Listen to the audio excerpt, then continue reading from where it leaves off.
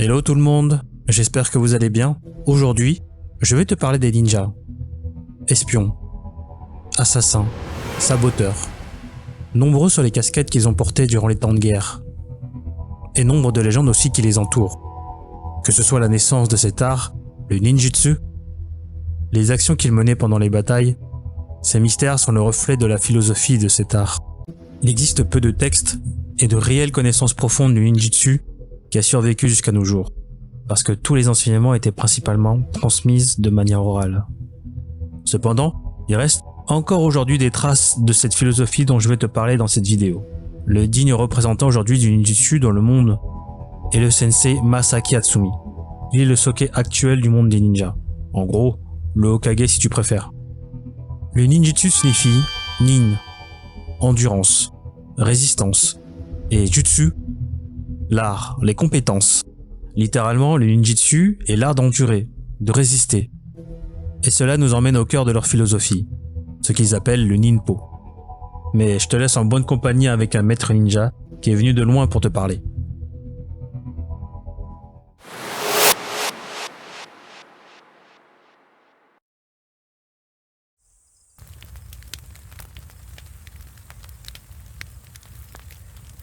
Qu'est-ce donc un ninja pour toi? Une personne qui disparaît derrière un amas de fumée avec un rouleau de papier entre les dents? Non. Ceci n'est qu'une image populaire qui est restée gravée dans la mémoire des gens. Le ninpo, vois-tu, est l'art de vivre pour survivre. Je veux dire par là, survivre pour accomplir sa mission. Et il n'y a aucune technique, aucune forme, aucun style qui ne soit le meilleur. Tu dois en être détaché.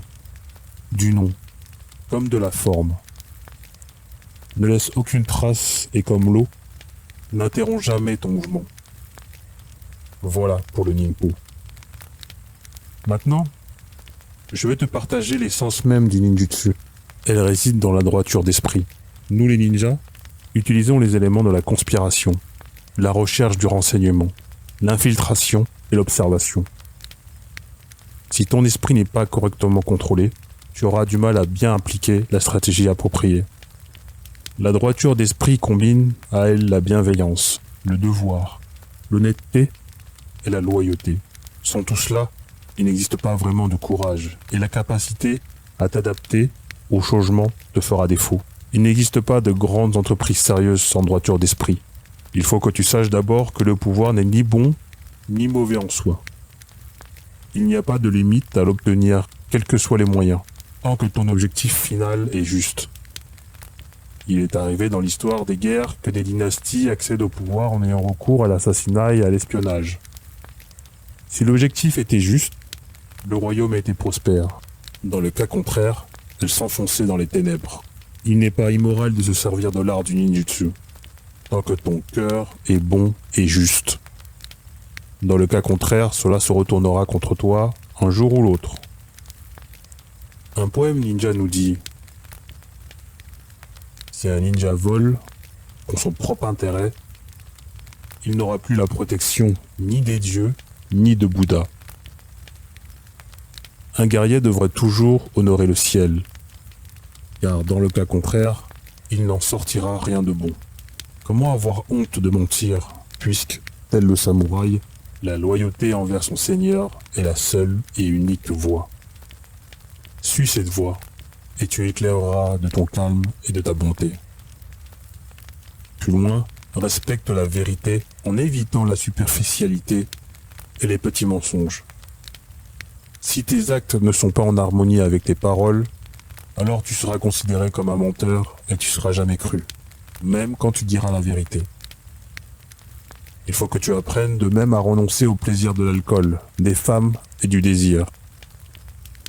L'alcool, la luxure et le désir sont des troubles de l'esprit qui doivent être tes grands ennemis. Nombreux sont les échecs à garder un secret, ou bien des informations qui ont fuité, faisant échouer des plans bien préparés à cause de l'emprise de l'alcool, des femmes et de la convoitise. Il est facile de corrompre une personne qui aime la richesse en offrant des biens précieux, un autre qui aime la luxure en lui offrant des belles femmes. Je veux te parler du caractère nin, qui est contenu dans le mot ninja et ninjutsu. Il te sera difficile de suivre la voie du ninjutsu si tu ne comprends pas la signification du caractère nin. Tout son essence réside dans le courage. Il est donc primordial pour toi d'avoir à l'esprit la notion de courage. Il existe deux formes de courage. Le courage de l'impétuosité et le courage du devoir. Le premier est à rejeter. Le deuxième, tu dois l'adopter avec détermination. Ils sont tous les deux différents, car si le courage ne se fonde pas sur le devoir, ce n'est plus vraiment du courage. L'impétuosité est le résultat d'une grande colère qui te donne une force provisoire. Quand celle-ci retombe, le courage disparaît petit à petit. Mais si tu obtiens une grande force pendant un moment, cela te donnera un ressentiment incompatible avec la bienveillance et la raison. Alors, tu ne pourras soutenir ton corps avec ton esprit pendant un combat et tu perdras le contrôle. Pour avoir l'esprit droit et vaincre ton ennemi, tu dois agir en disciplinant ton esprit, de telle sorte que tu ne décides qu'après avoir réfléchi au tenant et aboutissant. Même pendant un combat, la faiblesse a raison de la force, et la souplesse a raison de la dureté. Le courage du devoir n'est pas non plus tiède et sans âme. Il y a une voie pour acquérir le courage du devoir, celui de la bienveillance, de l'honnêteté et de la loyauté. La bienveillance est l'amour paisible par un cœur calme et charitable. Elle constitue l'être humain car sans elle, nous cessons d'être des humains. Et un cœur humain n'oublie jamais la bonté, la piété familiale et conjugale.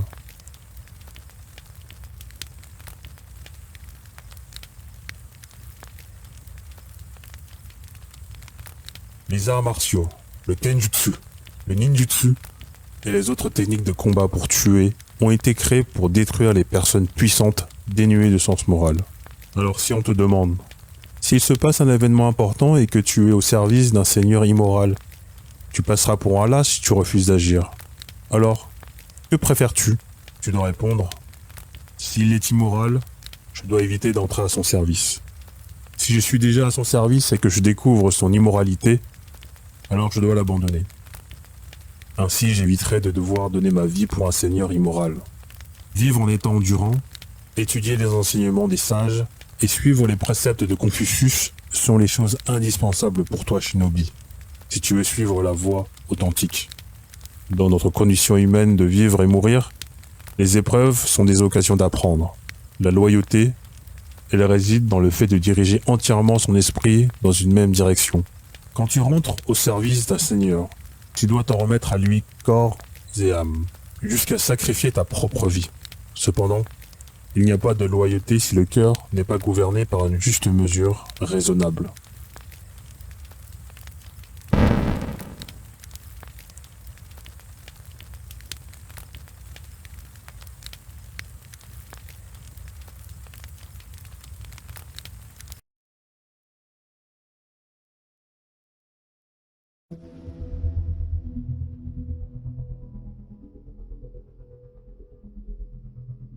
Voilà, je t'ai présenté un fragment de l'enseignement du ninjutsu authentique. Si tu veux aller plus loin, je te mets en lien le livre plein de sagesse et qui va en profondeur sur ce que l'on a vu. Le soke actuel, Masaki Yatsumi, partage aussi ses pensées via les réseaux sociaux. Jette-y un œil, on y apprend beaucoup. Pour ma part, j'ai beaucoup appris en m'abreuvant de ces paroles de sage. Ça m'a permis d'avoir du recul sur moi-même et des erreurs que j'ai pu faire dans le passé sur mes relations avec les autres et sur la vie. J'espère t'avoir apporté quelque chose. Si oui, tu peux mettre un petit commentaire et ça me fera très plaisir. Sur ce, je te dis ciao ciao.